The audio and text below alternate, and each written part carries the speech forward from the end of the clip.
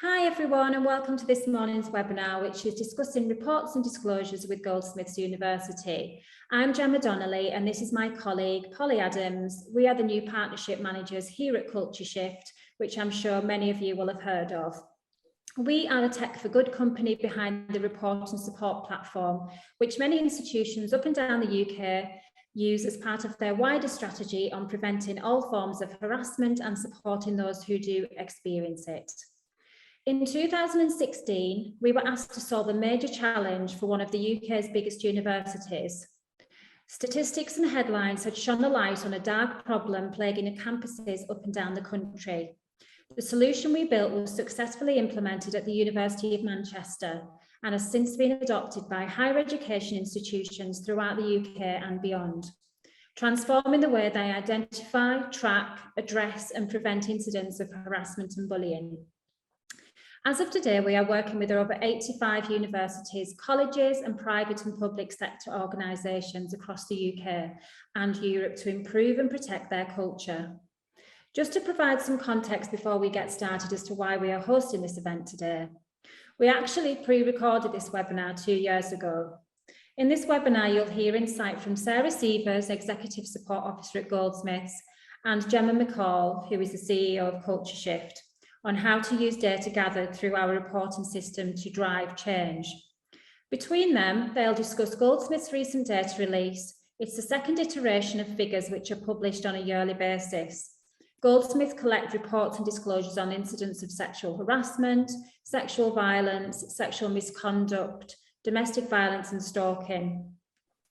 During this webinar, Gemma and Sarah will discuss any trends in the data, what action the university has taken off the back of it, and how the institution plans to use this information to aid the prevention of future incidents.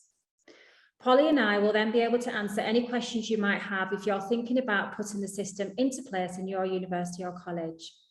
I will also follow up after this session with a recording of the webinar if you would like to share with anyone from your wider team who couldn't attend. Polly will hit play on the session now, and you will have the opportunity afterwards to ask any questions. So please use the chat function if you do have any questions throughout. This can be related to today's session or any other questions you have around the work we do at Culture Shift. Thank you. The ones that sort of that we kind of talked about earlier and that have always been the sort of standout kind of figures in both your reports have kind of centered around domestic violence. Mm-hmm. So why do you think that there is that's happening, and have you had to build new partnerships or anything in order to deal and support people with those kind of reports? Definitely. What's interesting is that people who've chosen to report on domestic violence are using the correct classification for domestic violence. So we're talking about people who are cohabiting with their abuser, or people who have had familial abuse when they've been in their home residence, when they're not on campus. So obviously this opens up quite a lot of routes for supporting those people. Particularly, we found a lot more reports have cultural aspects to them, particularly when you're talking about domestic violence. And this has become so important right now while we're in lockdown for COVID. So we have been getting, again, an increase. I mean, this is somewhat unofficial because this is not our published data, but just very recently, we've seen an increase in domestic violence reporting because people are back at home where perhaps their homes are not a safe space. To that end, we have built new relationships working through Refuge. They've done quite a lot of additional referrals for us, particularly for women's refuges for very specific cultures. Mm-hmm. So that's been incredibly helpful, and it's opened up that referral base for us again. I can't say enough how vital and useful that is to be able to refer cases out and use people's expertise. Definitely. And have you had to implement any sort of additional training within Goldsmiths to kind of help handle those initial kind of reports and sort of triaging? Definitely. If people aren't familiar with how we're managing the cases that come through from report and support, I'll just explain for a moment that when cases are received, I'm probably the first person to see those cases, and I will assign them to people within our triage team. Now, our triage team is made up of 4 key people from the university. We always have somebody from wellbeing. We have our Associate Director of Student Support Services. We have someone from HR and someone from Governance and Legal. We all report into our Deputy Warden, Elizabeth Hill. I support her, so I secretary that meeting weekly and give her information and feedback as well. That team reports into our Against Sexual Violence Board too.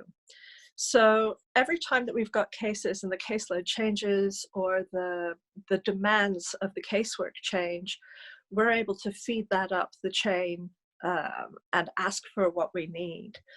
So our wellbeing team certainly felt that there was a training need when we started to see an increase in domestic violence cases. So we've had that for sure. And again, we've also had a greater outreach. Mm-hmm. Amazing. And are there any other partnerships sort of that you've kind of, in light of the kind of reports that you've been getting in your handling of those reports, are there any other partnerships that you've strengthened or initiated as a result of having report and support? We've definitely developed a much better working relationship now with our local police force. Sadly, where we're positioned, that was much needed and lacking for a little while.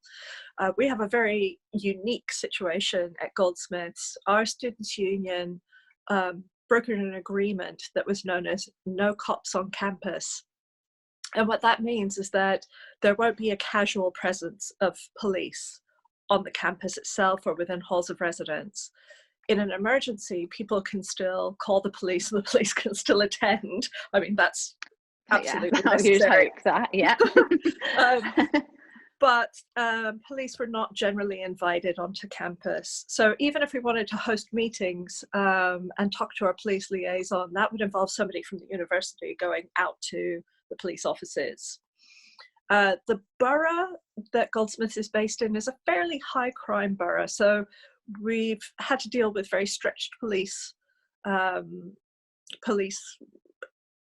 availability, for want of a better word. So when we do have cases that intersect with the police or where a criminal complaint is made, we need to be able to stay on top of that and follow that progress, if only to better support the student. So what we've found is that we've needed to reinforce our relationships with our police liaison. I'm delighted to say that this last year, that's improved greatly. Thanks in most part to our Associate Director of Student Support Services, who's really had to work very hard, but has made sure that everyone in the police here knows who she is, why she would be calling them, what we need from them, and how to get a really healthy reciprocal relationship going. That's really positive progress, isn't it? And which was that there was a slight delay in the publication of this year's data. And I think the reason for that is a really interesting and important one. So I just wondered whether you could tell us about that. The first set of data was published in December 2017, and then this data was published April this year. So what were the reasons that it was delayed? Well, we're prepared to be very candid about this because it was all for a positive reason. We intend to publish every year going forward in December. The reason that we held back on this data this year was because we were growing our attention to GDPR, and that we found we hired a brand new GDPR officer who's fantastic and extremely detail orientated. And he looked at multiple drafts of the data for publishing and found that he was able to do jigsaw identification on the smaller numbers. Now, it's really important to us that people reporting have the option to remain completely anonymous, and that no reporting should then create any pathway to them or any kind of reflection on them that they don't have control of or that they don't want. So we worked very hard to obfuscate the data in a way that didn't make it meaningless, but allowed us to share our figures, share our findings, but without bringing students or reporting parties to the forefront. And I think that's so important, and I think you're really fortunate to have a GDPR officer or a data protection officer who is has worked through that with you to enable you to still publish the figures, but just in a way that makes sure that you can't kind of reverse engineer and jigsaw the data together, rather than just saying no, don't do it. So I think that's a really positive example of a great data protection officer. Can you give us an idea of what the trend is for named versus anonymous reporting? Yes, and that's really interesting, because I was looking at that today. We chose not to put that into the general report because it was a little bit unclear in the first year that we had report and support. We found that sometimes reports were made on behalf of reporting parties, which was skewing the data dramatically. This year, thanks to version 2 of report and support, we've able to clarify that a little bit better. What we have found is that most people will now report with contact details. Previously, we had found that there was more anonymous reporting, but what we also have is requests from reporting parties that they remain anonymous to the accused. Mm-hmm. So they want it to not, for the accused to not be informed who has made the report. Now, in a common sense terms, this just makes sense. It feels very clear why someone would make that choice. And because we're reporter-led, we want people to have as many options as possible. Mm-hmm. That's really interesting. And I think it's really positive and also speaks to the trust in the college's handling of reports, that they are more prepared to make a named report as long as their anonymity is, assured by yourselves. I think that's a really positive trend, actually, that you've seen. That's really, really good. I know that you've always had an extensive program of training across the college, and that was kind of in preparation to implement report and support, and then that's kind of remained throughout. So do you just want to talk about what training you have in place and for whom, and whether it's changed over the last couple of years in light of reports from report and support? Absolutely. We found that particularly from the first year the first year of having report and support to last year, the data year, we've had an increase in training for everybody. Training was rolled out not just for staff, but for wellbeing staff, professional services, academic staff, also for students. And we've noticed that, that's going to be ramped up at this point as well. We felt that it had to be a really holistic approach if we were going to make cultural changes. So we have a fantastic representative from the Students' Union who's dedicated to the work of against sexual violence. She's been working on all kinds of really fabulous online training for students. We've also had it introduced to their induction week training. So it's mandatory now that students actually take this as a module of their introduction to the university.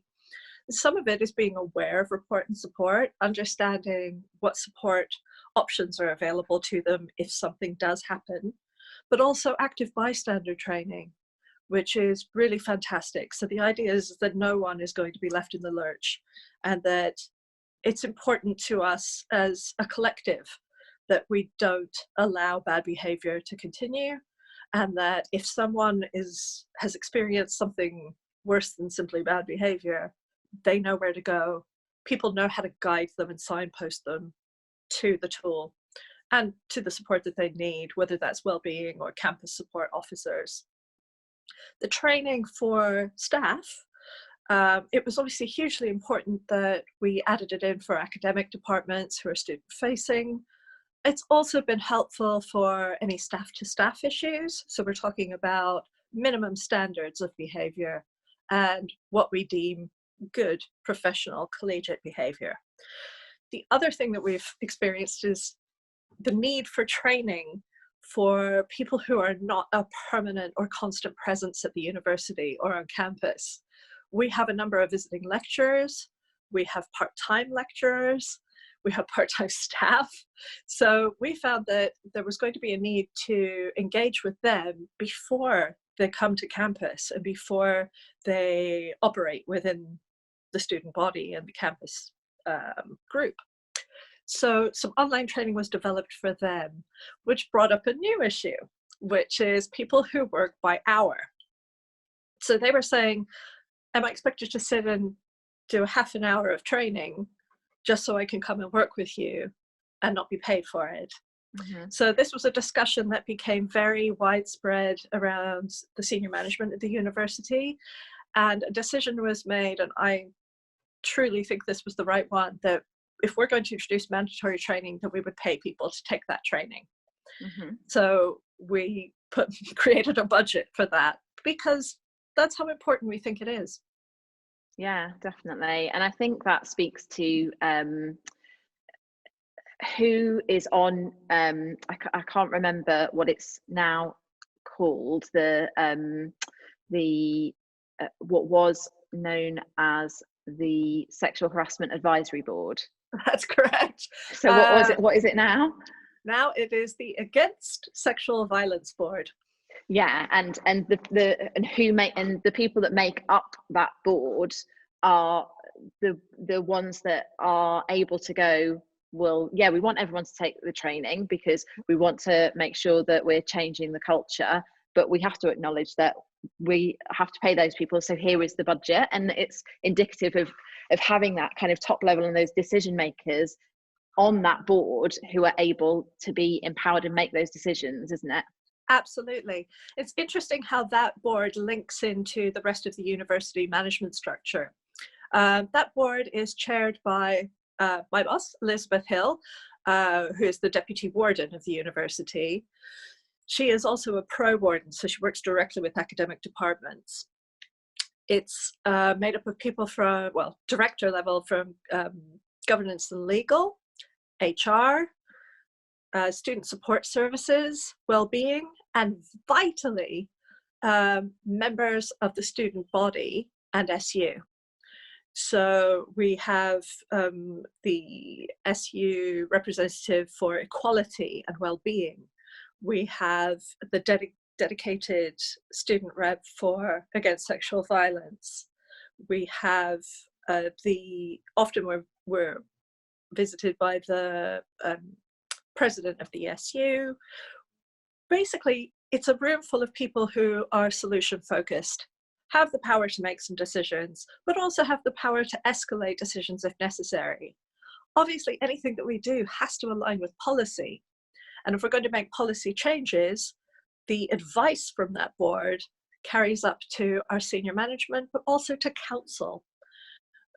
Just recently, our warden hired a new executive officer whose main responsibility is policy. So if, for example, we need to make a decision very quickly about recalibrating policies that might be older and that really, for the benefit of protecting our student body and our employees, we're able to do that by inviting that person into the group for a session, which very quickly allows that person to brief the warden. And then if we make a recommendation to council, everyone already has the information, and that information is being shared very freely Yeah, I think that's really important, and it you know kind of ties back to our the webinar that we had last week with 1752 group and McAllister Oliveris, and the guidance for handling staff to student sexual misconduct. I just want to go back to one of the tables and the college's responses to reports or disclosures where action may be taken. So this is when both reporting and accused are part of the college community. The sort of it goes from no action possible or not enough information to be able to act, to all management action short of an investigation. Mm-hmm. And then the sort of top level is investigation. So I'm really interested to know what all management action short of an investigation is. Okay, this comes up often. So, well, first off, if there is absolutely no action possible, that would be because perhaps a person has disclosed or made a report anonymously, and perhaps not even given details or information that would identify the accused. Or say it's a completely external person and who's accused, and that person has reported anonymously. We're always grateful to receive those reports regardless. It's important for us to know what's happening and to also understand the support needs of students, even if they're not ready to engage with that yet. Then we have all action short of an investigation. So this may be something that, a case that, say, after we've assessed the risk, determined that this was something that has only had the option to happen one time, or where a student has said that they don't require any action from the college. We would still assess the risk. There are very few instances, but instances are possible where even if a reporter has said that they don't want any action, where we feel there would be an absolute obligation, say a criminal activity, where we still feel that there is accessible risk to the reporting party or to other people, then we might operate outside of that. Otherwise, we're reporter led, so it may not be acceptable to start an investigation if someone says they don't want action taken. So that would be those kinds of instances. Otherwise, you have cases perhaps where the best way to handle it is to have somebody who knows the accused who's able to speak with them. Now, that could be somebody from their academic department. It could be somebody from well-being or support services. In any cases where somebody is a named accused party, we do assess the risk, both for any kind of future harm, but also assess the risk of alerting that person that a report has been made against them. Now, this is really important. Part of it is to ensure that people making reports are safe, and not just that they're kept safe in practical and pragmatic terms, but that they feel safe. But safe to report and safe to move forward or receive support.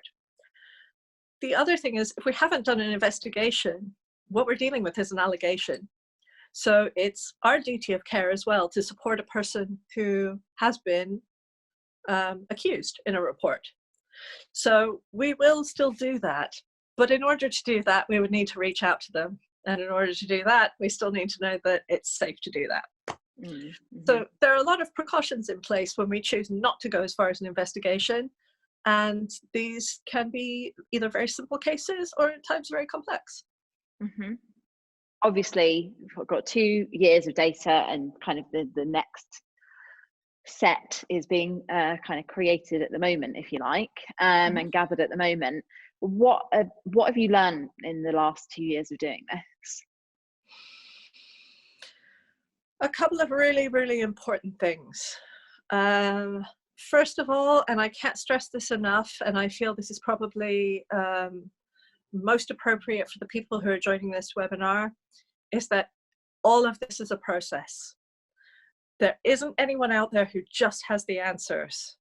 There are a lot of groups who have to interconnect when you're talking about supporting students who are making disclosures and about actioning off the back of those disclosures.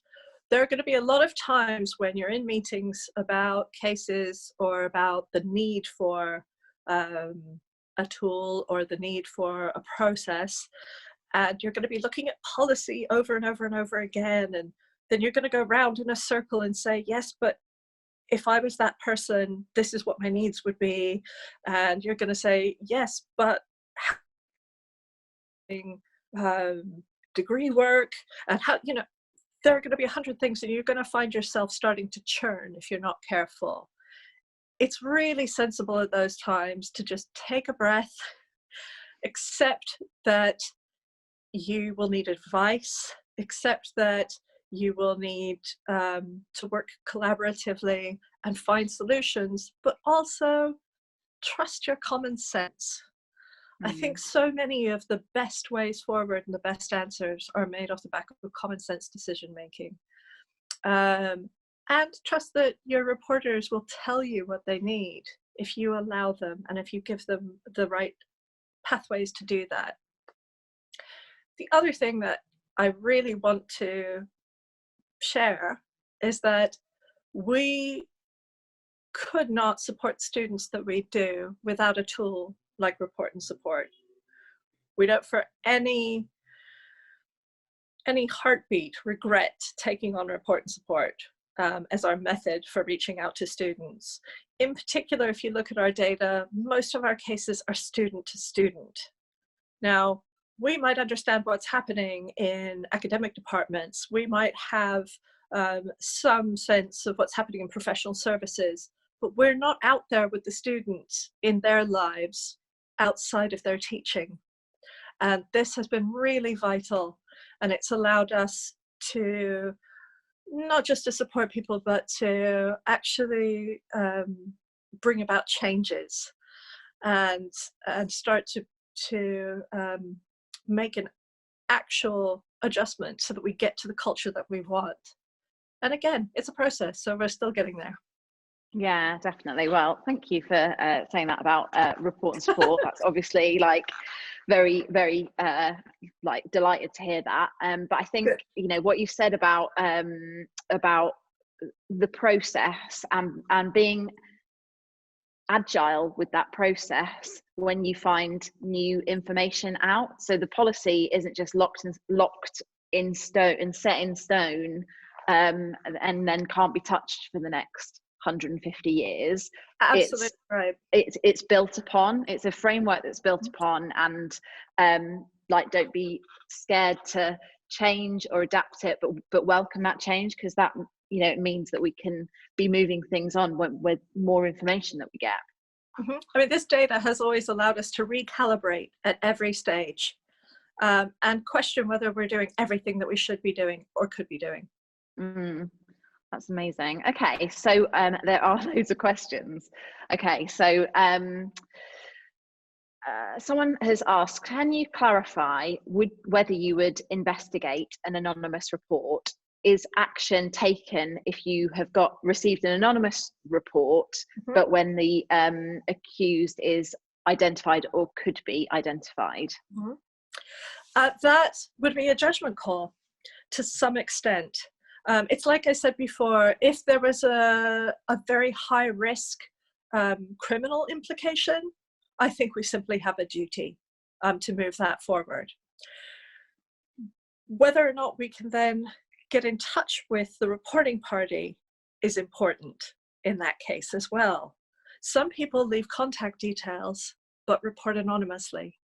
So they're asking to remain anonymous, but they've given us details so that we can refer them to support services, for example, or to open a dialogue. That would definitely change how we move forward on something. If we had no means of contacting someone, there would be no possibility of an investigation in most cases. Equally, again, we would want to risk assess. It's important to note too that our investigations are not in-house, we refer out to a service called Intersol, because again, as much as we move forward and we're learning all the time and gathering experience, we really have to recognize that we may not be experts. So we want to refer out and use other people's expertise where possible, and also avoid any kind of conflict of interest with, you know, the university or any kind of unfairness. So we found that really helpful and really practical. Mm-hmm. Okay.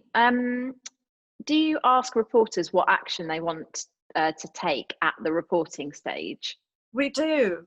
And I think that's really important. That provides us with an enormous amount of guidance.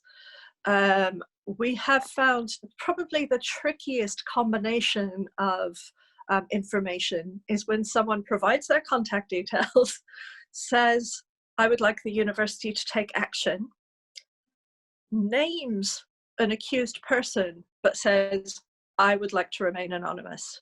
Mm. We're not always able to do that. In some cases, if we were going to open an investigation, we actually cannot. And that we need reporting people to be identified for the sake of the investigation. Mm. So again, we can do a risk assessment at that stage, and we usually would, but we can talk to the reporting party and simply find out what they're comfortable with at what stage. Bear in mind as well, if this is extremely serious, we can talk to the reporting party and talk to them about what it would take to support them through making an accusation using the police service, for example. Definitely, and I know we were talking about that earlier, that maybe when you can start kind of seeing that maybe as a marker for someone to, and you can help, and you normally offer support if you are saying you've been named in the report, that your first sort of outreach to that person is, you've been named in a report, please can we support you with anything that you're going through, isn't it? Absolutely right. Yeah, I mean that's part of our most basic duty of care. Definitely. Last question, which I think is a good one, but maybe a long one, I don't know. How is data from report and support used to drive and target actions? Oh, okay. Let me give you the concise answer. In our case, what we're looking for from the data is any kind of opportunity to open discussions that we are missing. That's first and foremost, I would say. So any training that we've implemented since we've had report and support, for example, has definitely been informed by the types of cases being reported. So in the first year, we had quite a lot of historic reporting. In the second year, we found a little uptick in things like domestic violence. So we knew that, A, we needed to be more prepared to deal with domestic violence cases, just as teams working on the front line, but also to understand some of the nuances and to be very familiar with the legal implications. Find new ways of supporting people. That's been hugely important. I mean, this is not technically on the record. I think Gemma and I, we talked about this a little bit earlier, because it's not in publishable data yet, but we have found, absolutely unsurprisingly, that since the COVID-19 lockdown, we are getting more domestic abuse cases being reported using report and support, who are people who have gone home and are perhaps back in places where familial abuse is taking place. And we've had to find new ways to support them and new ways to develop outreach. So all of the data informs our choices. And in terms of policy decisions, they've been, again, it's been more of a case of calibrating them. Like, we've had to look at our conduct policies and determine if they're robust enough. And I know that we have made little incremental changes on those over the last 2 years, because we felt like we needed to be able to say that certain behaviors were not acceptable, and we wanted those written into the policy. So yeah, the data definitely informs what we do. As far as the route that takes, it's kind of what I described. So you've got key players in the triage team who are already at a fairly senior level. We've got the information sharing that happens at the Against Sexual Violence Board. And then we've got recommendations that can then go up to the full senior management team, the warden, and or to council. Great. Well, that was the end of the session. And as we said it right at the beginning, we will be sending the recording through to anybody who wants to share that with their team and that they think would be useful for them. But we got quite a few questions in the chat while that was going on, but please do feel free to unmute yourself if you would like to ask a question. So we're just going to go through some of those now. So the first question was from Jane, who said, to what extent are wider issues of racial harassment, racial microaggressions and hate incidents part of report and support channels amongst universities? Gemma, I don't know if you want to take that one. So yeah, so we at Culture Shift, we do encourage including racial harassment as an incident type for people to report on as part of the reporting tool whenever possible, to both give people the opportunity to come forward and get the support they need, but also for the universities to try and get a full picture of what is happening at their institution. A lot of universities do include that on their system. An example, Liverpool University actually launched their system in partnership with the Anthony Walker Foundation as part of a wider project in tackling racial harassment. So I hope that answers that question. I know that Sarah did effectively answer a couple of the other questions that have been put in the chat. I just wanted to go to the question on how many universities are using report and support for staff on staff complaints. I think at the moment it's about 75–80% of the universities that are with us use that for staff reports as well as student reports. Yeah, absolutely. And I think just to jump back to the racial harassment, rape, microaggressions and hate crime incidents, we do have a case study with one of our partners where when they first initially implemented report and support, they only included gender-based violence and sexual harassment as their incident types. And once the next year, and once they increased the amount of incident types that people could report on, the amount of reports that they got absolutely jumped up, and they were able to really get into an understanding of what was happening on campus. And it's really important to include as many incidents as possible, because otherwise you could be closing people off from getting support or being able to report something to you as an institution as well. Has anybody else got any more questions from the chat? We, like Gemma said, we did answer, Sarah and Gemma did answer the ones around ensuring effective investigation if a student remains anonymous, from Abigail and Ellie as well, who said how a report's investigated if the accuser can remain anonymous. Does anybody else have any more questions? You're welcome to unmute yourself or anything like that. I just wanted to say quickly as well, where possible, within the report and support system, expectations are managed throughout the site so that it is clear that if someone makes an anonymous report, action can't be taken. However, there's lots of things they can do around anonymous reports being filtered through to the university, whether that be campaigning. They can look at lots of things like environmental investigations teams that can be set up, and they can solely deal with the anonymous reports that come through. So it is, if you look at any of our live sites, constantly setting people's expectations as to what will happen with this anonymous report throughout the system itself, throughout the question set. Absolutely. Elaine, did you put your hand up just then, or was that? Yes, I did. Sorry, I was just working it out myself.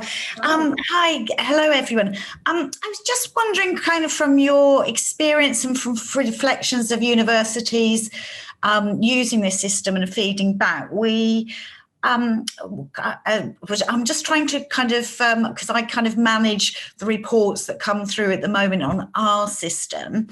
I'm just wondering, what are the kind of sorts of number increases that universities have seen since introducing anonymous reporting, because obviously each university has to consider its own resource in terms of what it needs to set up this reporting, you know, kind of how many staff need to be involved, etc., to make the system effective.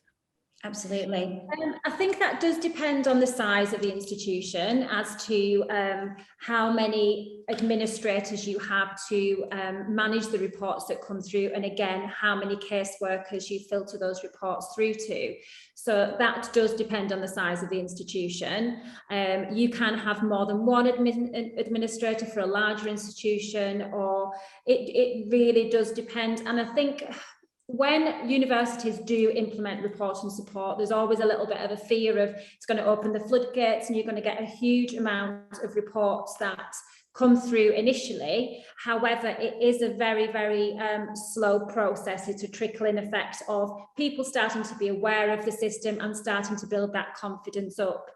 We have done quite a bit of work on benchmarking. So our existing partners, we have done a lot of work around finding out anonymous versus named reports in the first 3 months to 6 months, 12 months, which we can share with you. Obviously, the universities won't be named, but we can share that data with you. It just gives you a little bit of an insight as to the reporting levels that come through. Yeah, thank you. That would be really helpful. Yeah. And I think another thing just to add on to the back of that is when you do license report support, depending on the packages that you're on, we do run setting up for success workshops as well. So we understand that this is a new tool for you. It's something that's going to be a different process for your team. So you spend some time with a dedicated relationship manager who essentially just helps train your team upon the system, helps them understand how to use it for its fullest potential, so that you aren't just kind of given a system and asked to go on your way with it. We do help coach you through and understand how to deal with the amount of reports that come through. But as Gemma said, we've never actually seen an incident of the floodgates opening. We've seen an increased amount of reports very steadily when the report support system has been properly, what's the word I'm looking for? Properly marketed and campaigned throughout the campus as well. So people signposting to report support, teaching about it, understanding about it. In further education institutions, this is usually done in kind of your initial form times or initial registration periods. And then in universities, it's all around campus, accommodations, residential services, etc. But if we've got your name, Elaine, we'll have your email address. So I'll send you a quick email and send you some benchmarking details for a similar institution of your size as well. That would be really helpful. Thank you. Perfect. Sarah asked in the chat, how is risk assessed? So we actually with report support recently, and this was after this recording was made, we actually now have a built-in risk assessment framework. So that sits at the back end of your system. You were able to then assess the risk for each case individually with a long list of questions to help mitigate that risk for you, and then give you some eventualities of what to do after that. And yeah, as I said, that's built into your report support platform already. People do use external risk assessment services, absolutely, and that would depend on yourselves as an institution. But you, as I said, you are able to make multiple risk assessments through report support. I would be interested in getting some benchmarking. Yeah, absolutely, no problem. We'll be able to send through some benchmarking for everybody. Has anybody else got any more questions at all around what we discussed in this webinar, or around any other questions around how to deal with disclosures or student wellbeing, ED&I, or report support in general? The risk assessment framework as well, Sarah, I will send you some information on that, or anybody else that's interested, because that kind of comes through on the packages that we offer, and it shows exactly how the risk assessment framework is built into report and support. So just on the back of what Polly said, I can send some information on that to you as well. Absolutely. Has anybody got any more questions at all? No. Well, I think what we will say is that it's really great to see everybody on the webinar, and we're going to be doing these every 2 weeks. So we're going to be looking into some old webinars, some old really interesting topics that are coming back up. And our next one is on supporting marginalised student communities, and it's a panel discussion. So we'll definitely make sure to send everybody the invite out for that webinar in 2 weeks' time.